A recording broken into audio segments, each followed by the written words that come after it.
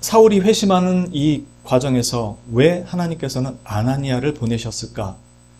즉 아나니아를 보내셔서 단지 일시적으로 시력을 잃었던 것을 회복하는 것으로 끝나는 게 아니고, 하나님께서 아나니아를 보내셨던 이유는 바울 사도가, 이제 사울이 하나님께 부름을 받아 우리가 아는 그 위대한 사도로 세우시기 위해서 복음을 가르치기 위해 아나니아를 보내신 것입니다.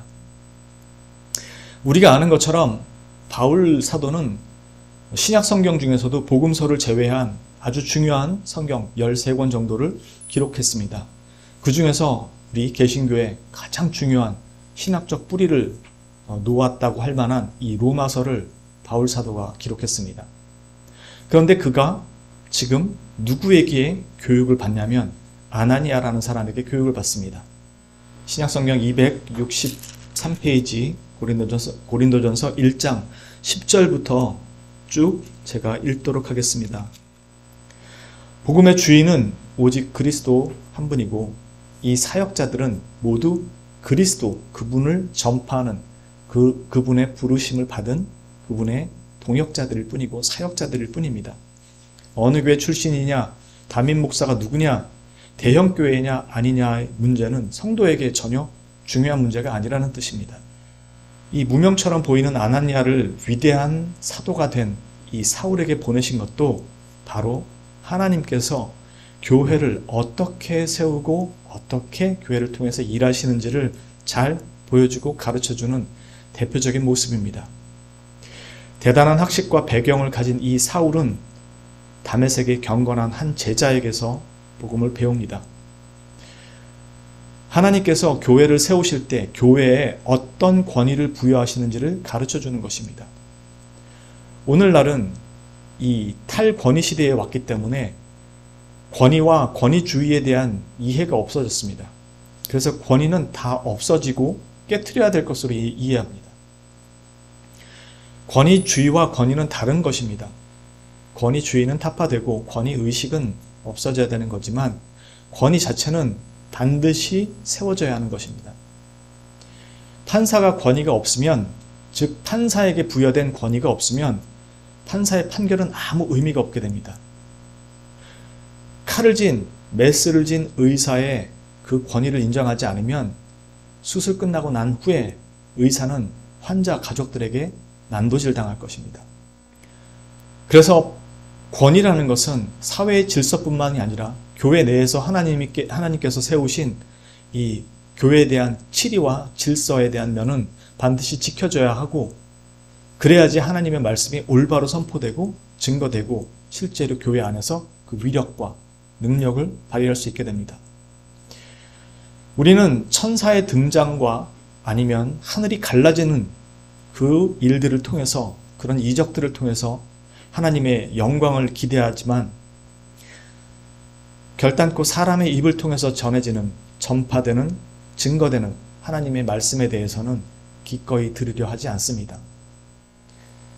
누가복음 10장 16절에 보면 예수님께서 자신의 제자들을 파송하시면서 하셨던 말씀이 있습니다. 너희 말을 듣는 자는 곧 내 말을 듣는 것이요, 너희를 저버리는 자는 곧 나를 저버리는 것이요, 나를 저버리는 자는 나 보내신 이를 저버리는 것이라 하시니라.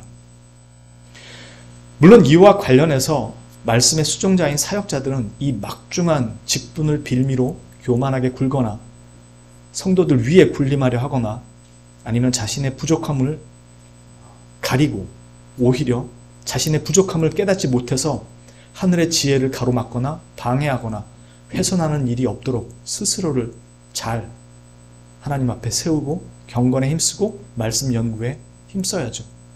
그래서 더욱 신중하고 주의해서 경건의 훈련과 더불어 행하고 말씀을 공부하고 해석하며 가르쳐야 되는 것은 분명합니다. 제가 지금 이 말씀을 드리는 것은 목사의 말을 잘 들으라고 협박하기 위해 이 말씀을 드리는 것이 아닙니다. 우리가 하나님께로부터 확고한 사인과 증표를 얻기 원한다면 이미 우리에게 주신 성경을 통해서 그것을 확인할 수 있다는 것을 말씀드리는 것입니다.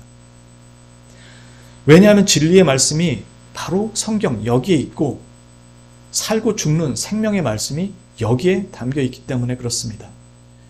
그러나 하나님은 자기 종들을 통해서 그 복음을 가르치고 배우도록 하셨습니다. 그분이 직접 오셔서 가르치는 것이 아니라 교회를 세우고 그 교회의 직분자들에게 그 직무를 위임하신 것입니다. 그것이 교회가 가지고 있는 하나님께서 교회에 부여하신 중요한 임무 중에 하나입니다. 저와 여러분 모두가 그 교회에 속해서 하나님의 말씀을 듣고 배우는 것입니다. 만일 내가 이 말씀에 대해서 더 관심을 가지지 않고 배우려고 하는 마음이 없다면 그는 거짓 선지자나 거짓 목사로부터 거짓된 가르침을 듣게 될 것입니다. 그리고 그것이 잘못됐다는 것도 깨닫지 못한 채 이단이나 잘못된 곳에서 그렇게 자신의 생명을 맡기고 살아가게 될 것입니다. 그러나 하나님의 말씀을 사모하고 알기를 원하며 바울 사도처럼 아나니아로부터 그 복음을 듣기를 갈망하는 마음을 하나님께로부터 부여받은 사람이 맞다면 그는 선포되는 주의 말씀에 귀를 기울이며 이 말씀을 날마다 상고하며 숙고할 것입니다. 그래서 하나님께서 세우신 사역자들이 전하는 말씀에 대해서 올바로 듣기를 원하고 묵상하고 상고하며 하나님의 말씀을 곱씹어 볼 것입니다. 교회는 하나님께서 직분자들을 통해 다스리고 세우시고 전파하게 하셨고 성도들은 이것을 위해 함께 연합하여 일치를 이루고 하나님의 몸된 교회를 세워가게 하셨습니다. 여러분들이 바른 복음을 가지고 있어야 밖에서 바른 복음을 전할 수 있고 여러분의 삶도 바르게 고칠 수가 있습니다. 여러분들이 이것은 원하면서도 이것을 찾아가야 할 이 우리에게 유일하고 바른 매뉴얼을 보지 않는다면 그건 방향을 완전히 다른 곳으로 설정하고 살아가게 될 것입니다.